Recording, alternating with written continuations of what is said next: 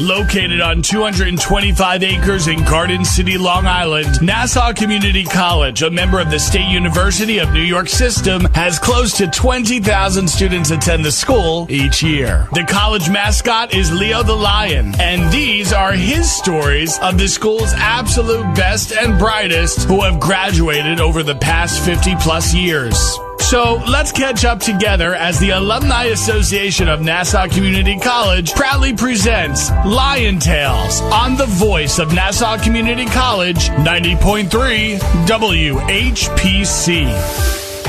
Welcome to Lion Tales, powered by the Nassau Community College Foundation. My name is Aurora Workman. I am president of the Nassau Community College Alumni Association. I'm here with my friend and co-host, Dr. Lynnda Nadien, a proud graduate of Nassau Community College, and together we'll share stories that will inspire, uplift, and often amuse you.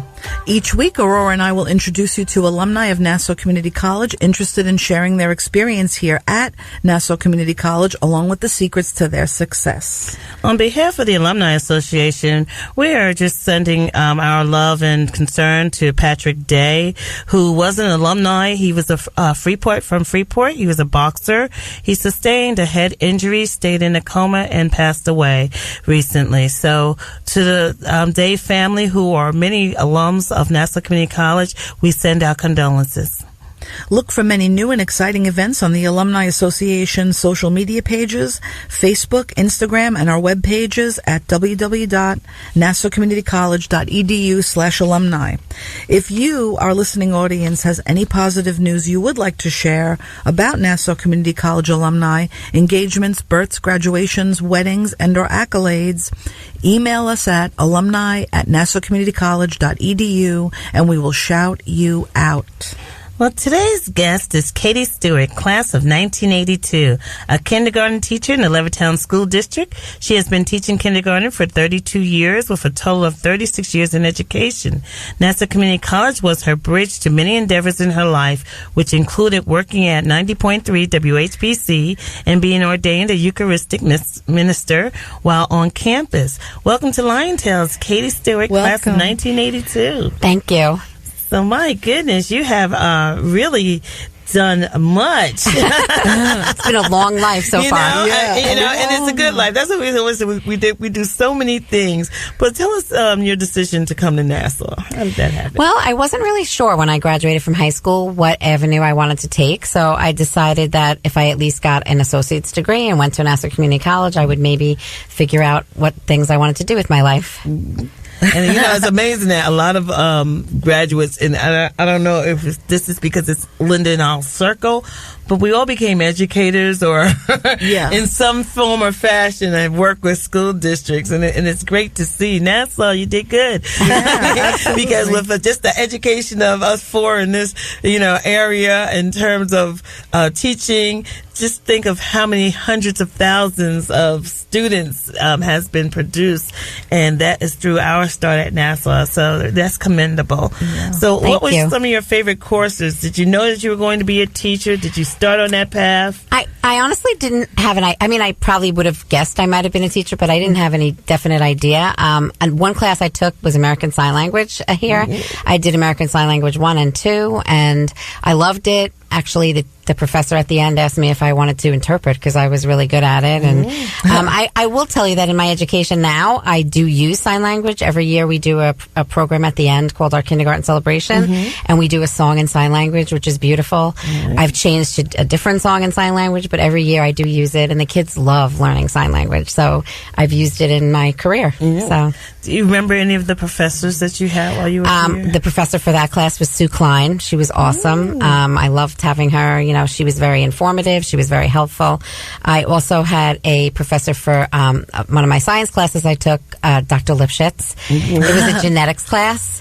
And I have to say, if I was better in the sciences, I might have even gone to do genetics in my future because she was really inspired you to do that. And still in kindergarten today, I love teaching science. If you ask the students I have in all the years, they'll tell you science is Mrs. Stewart's favorite subject. So I think that's because of her. That's great because it's something that I think women in the past have really shied away from, and now we're trying to promote women in math and science, through STEAM education and through STEM.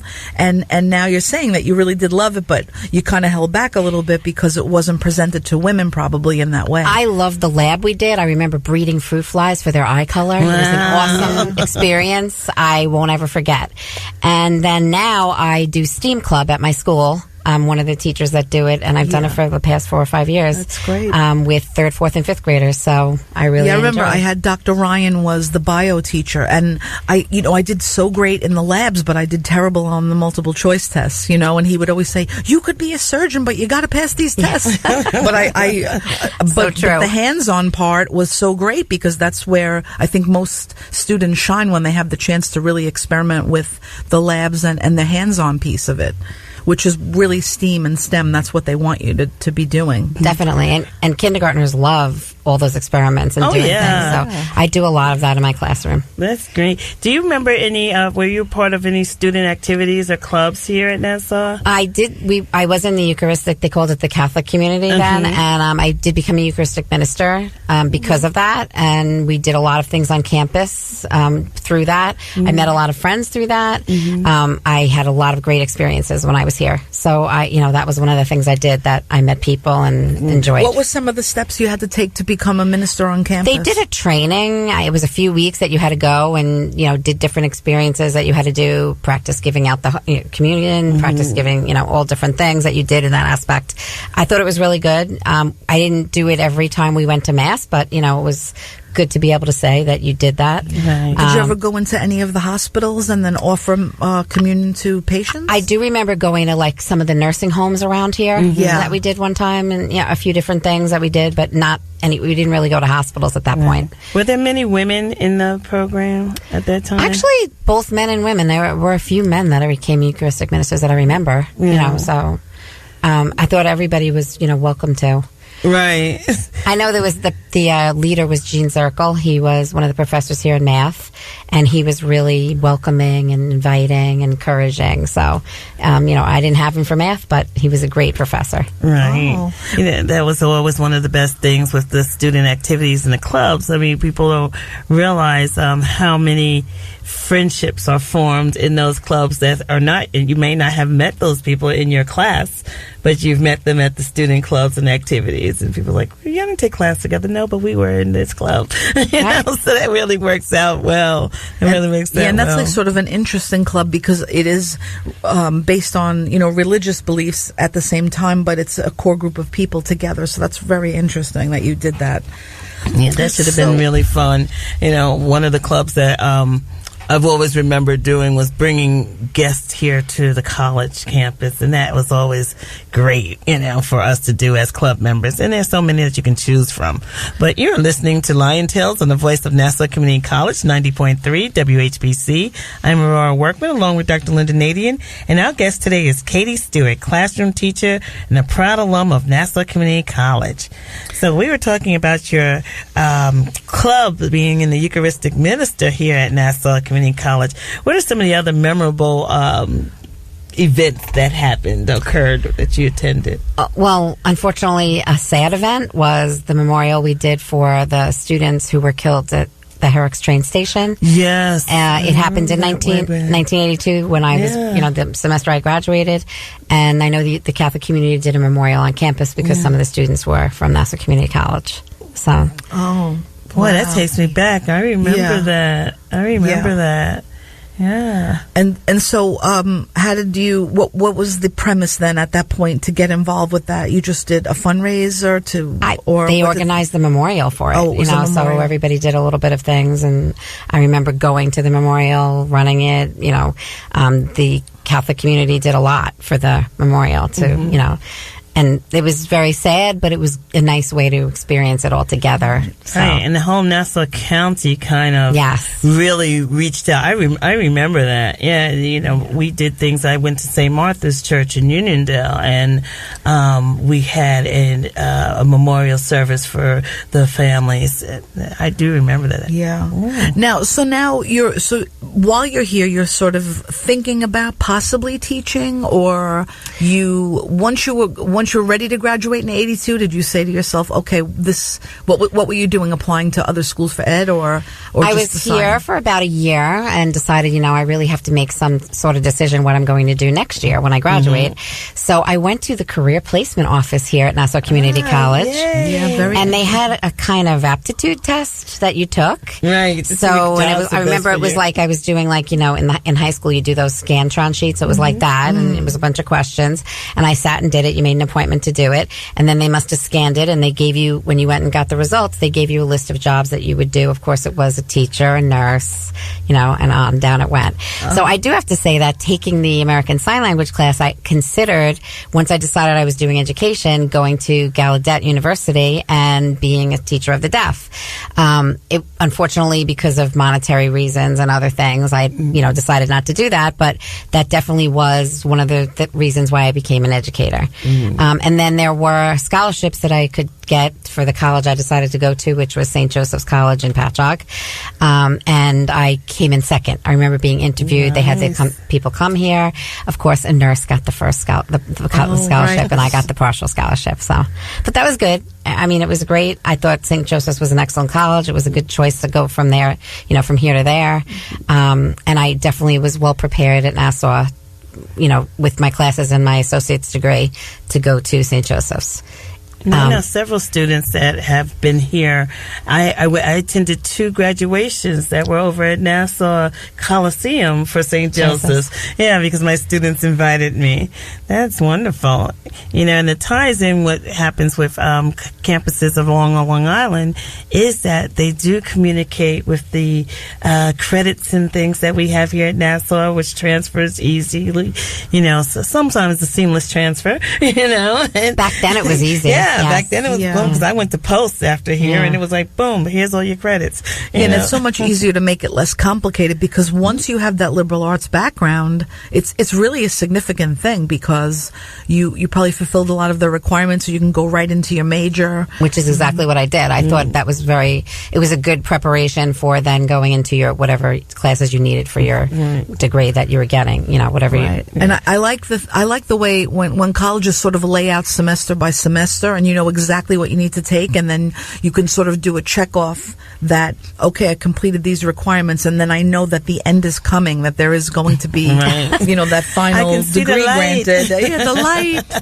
I see the light at the end of that tunnel. So now that you're working, you've been working as a classroom teacher and with kindergarten, and then you do have a background in speech and language and working with children possibly with special needs. What are you seeing with kindergartners coming in now? Well, when I graduated from St. Joseph's, I had a dual certification for special education and general education. So I got a job actually because I had the special education. So I worked in resource room in a high school, which was actually the high school that I graduated from in Levittown. Oh, that was cool. So I worked there for 4 years and used to get stopped in the hall for a pass because I looked like one of the students. I remember always had to dress nicely, had to have heels on because they would stop me. Anyway, so that was a great experience. And then I always wanted to teach kindergarten, so jobs became available, and I interviewed, and a principal took a big risk on me, Dr. Sally Evans, and she hired me. Sally Evans. You know her? Wow. So I know her because I know her name because I think she was my husband's principal at Lee Road School. Yes, she was at Lee Road as a principal before she became... and I remember he would always say, Dr. Sally Evans, Dr. Sally Evans. So she took a big risk because I was in high school, and I came with my portfolio. I was well prepared, and she hired me, and I've been there ever since. So. Wonderful. Yeah, that's really unbelievable. Shout out. Yeah. Is Dr. Sally Evans living? Yes. As a matter of fact, she came to our end of the year retirement party and gave a little speech for one of the teachers who retired. Oh, that's fabulous. Yeah. You are listening to Lion Tales. Today's guest, Katie Stewart, is a teacher and a proud alum of Nassau Community College. My name is Lynnda Nadien, along with Aurora Workman, on the voice of Nassau Community College 90.3 WHPC. Hi, I'm Dr. Kathleen Eubanks-Ming with the American Academy of Family Physicians. Bullies use power, strength, or popularity to hurt others emotionally or physically. And while you can't be with your child all the time, there are ways you can help. If your child encounters a bully, tell them to get to a safe place and tell an adult. You can also show them how to block online bullies. Teach them they can be more than a bystander and that they can help their peers. For more on bullying, visit familydoctor.org or talk with your family physician. Welcome back to Lion Tales, powered by the Nassau Community College Foundation, on the voice of Nassau Community College, 90.3 WHPC. I'm your host, Dr. Lynnda Nadien, along with Aurora Workman, and our guest today is Katie Stewart. She is a teacher, and whilst a student at Nassau Community College, she also worked at 90.3 WHPC. So tell us about your experiences at WHPC in the early 80s. I have to say, coming here has been like a blast from the past. Anyway, I will say that it was a very warm, comfortable working atmosphere. Everybody was friends. Everybody was, happy and glad to be here. And I thought it was a wonderful experience. I worked 20 hours a week, kind of like work study. I got hired by the secretary, Mrs. Mildred Nelson, who is no longer with us, but she was a wonderful, kind-hearted, beautiful person. And I worked with Jim Green, who was the program director here at the time. Jim Green. So I hope he remembers me. I was Katie Coleman at the time. And anyway, I used to type the radio logs. I got a scholarship from high school to, took shorthand and typing, and so they hired me, and I did all the radio logs every day I came when I worked here. I worked with some great DJs and radio people, one of them being Paul Dershel, who's, I don't know, Jim Douglas, can I say that? Yes. On different radio stations now, and I hear him when his distinguished voice. He was such a nice guy. He was really very easygoing. So was Jim Green. They were very down to business, but they were very, friendly and warm and inviting. I thought it was a great place to work. And to be on college campus and then to be hanging at the radio station, it was a different vibe. It was very laid back, though. I mean, everybody was friendly. All the people who did the shows here were very nice. Some of them professors. It was really a very interesting way to meet people. Everybody was, very hip then. And now we have, this is an award-winning radio station, college radio station, and we have so many amazing shows. And so thinking back to the early 80s, how do you think it evolved to this point now? What was going on? Like, was it just playing music, or were there talk shows? Do you remember any of that? I'd say it was a combination of talk shows and music, because when I would type the logs, I would see, pretty much a lot of the same things every week, but different people that they interviewed, different people things they discussed. So I thought actually it was very interesting to see all the different things they did here.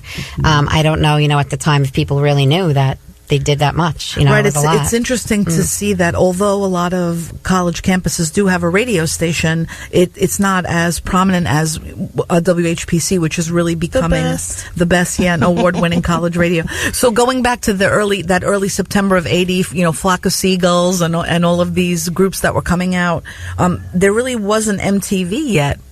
No, definitely it didn't not. Start until a little bit later. So once, I think there was so much hope for 1980, that was like a big thing, sort of just like the millennium, like 2000.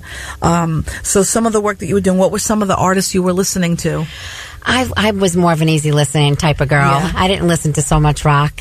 I liked most of the people there. I mean, I remember Madonna, all different ones that, early Madonna. That played that. Yeah. Her Material Girl, and, a lot of things that were in my day. I wasn't really into the rock per se. Right. I was much more into, now I go to concerts for Josh Groban and Hugh Jackman, so that's my type of music. So I wasn't really into the rock part of it. I listened to a lot of the oldies, like, I liked the Paul McCartney, and, so, that was more of my, type of... It's a strong like. Yeah. Yes, it is. And then tell us about, one thing that's interesting is that you were able to form really significant friendships on campus, and through some of the clubs that you were involved in. So can you tell us a little bit about some of the friendships that you developed? Well, I came here actually with one of my best friends, Roxana Velarde, and we were in a lot of classes together. And then, we made friends when we were in the clubs, like the Eucharistic Ministry Club, Catholic community. And then I also was in, we did sign language things together. We did a lot of things on campus. I made friends at the radio station. I knew a lot of people. So, really. That's so great, because when I was here, I loved everyone so much, but I didn't really form like those bonds, but I wish that I did, because they were friends with me during that time period, but I wish that now I knew who they were and I could remember, but I don't. Not that I blocked it out, but I just feel that that's something that if I could go back, I would have been I think, more open to that little bit more of involvement and developing, those relationships with people that were in the classes with me, because I really did, love them at the time. It's hard because it was a commuter school. Right. Yes, so that was more true. of the vibe here then, so really the students left, went home, went to jobs, Right. myself, I worked here and I had another job when I, on the weekends. So I was busy, Right. so. Yeah, and like Aurora said before, everyone that's sort of like in our generation worked and went to school, but now they're like, what's work? I'm just a student. Do you believe my mom's make me work 9 hours my the God. whole week? I know when my sons both my sons, when they went to college, they worked a part-time job. And I told them, I had 2 jobs. I did a lot of things when I was in college. So, but you have to. We made them so soft now. Now it's like, no, honey, nap time. You gotta rest. And you also then became a Eucharistic minister at Nassau Community College. And tell us a little bit about that. When I went to one of the clubs, they needed people to do that. So I did training and I enjoyed, being in the club and doing things. Yeah. I also sang. I like being in the chorus. So that's really how we got involved also. I've been in the chorus since I was probably in like 3rd grade. And I had solos various times. I was in folk group. I led the folk group at my church. So I did a lot of things in that respect. So that's probably why I was more inclined to join that club. Right. Yeah. And a lot of it probably led down the road to outside of school, because then you're working in your community and servicing in that way. And so now, as the kindergarten teacher, I just want to get back a little bit to teaching little ones. When you go into the classroom in the morning every day, what are some of the things that you're seeing with our little 5-year-olds there? I have to say, 5-year-olds are much more creative, inventive. They want the experiences like little sponges. I always say to everybody, they really are. They want to soak everything up. And the kindergartners are always excited. When I left school Friday, I had one little kindergarten tell me, Mrs. Stewart, I love kindergarten. Oh, so I still, after 32 years, I get that. So that's why I'm still there, so. You're listening to Lion Tales on the voice of Nassau Community College, 90.3 WHPC. My name is Aurora Workman, along with Dr. Lynnda Nadien, and our guest today is Katie Stewart, teacher, Eucharistic Minister, former 90.3 worker, and a proud alum of Nassau Community College. So we were just talking about the 5-year-olds. I always applaud kindergarten teachers, because I know that you can do the show Kids Say the Darndest Things. I could probably write a book when I retire. Yeah. And I think all of you end up with so much material that, that you can. How has the 5-year-old evolved? Because back then, we were, of course, doing the ABCs, 1, 2, 3s. Today they walk in, they have a tablet. They're like, hold on. They know everything about the phone. They know, you have to watch this. I learned a lot of that from my 5-year-old. I will tell you that the curriculum for kindergarten has drastically changed over the years I've been there. I started out as half-day kindergarten. I went to extended day kindergarten, and now full-day kindergarten. And most of our curriculum is on the computer, online, which it never was before. I remember 20 years ago being in the computer lab coming to our school, and one of the TA there said to me, we're going to send the kindergarten classes. Was that okay? And I go, I'm good to go if you want to try it. But nowadays, you're right. You go to the lab. Most of them have used the computer. Most of them know how to use all the things. A lot of them have tablets or iPads at home. They use their parents' phone. They're very knowledgeable, about a lot more things than they were 20 years ago even. And I think, we're looking at too, sometimes we sort of laugh about this too, about the cognitive piece, because they're still 5 years old and they've only been on Earth for 60 months, and then here we are. They're in a classroom all of a sudden with 18 to 20 kids, and they're on their tablets, and it's sort of like an unnatural experience, and we try to have them conform to our daily schedule.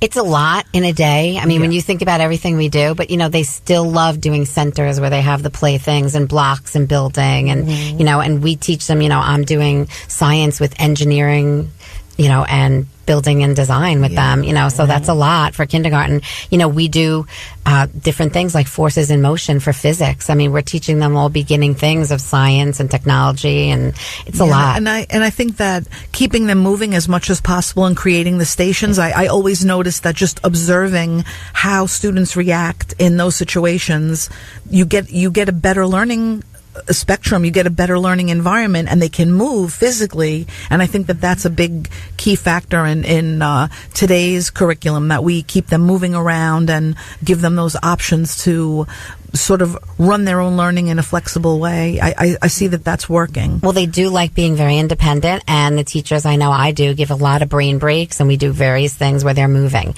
So yes, I do not think they should sit in one spot for a long time. I move them a lot. So, and they love it. They enjoy everything they do, and, I still have kids today telling me how much they love it. So yeah. We want to thank you for being with us today. My name is Dr. Lynnda Nadien, along with my fabulous friend Aurora Workman, president of the Nassau Community College Alumni Association. This show is a production of the Nassau Community College Alumni Association.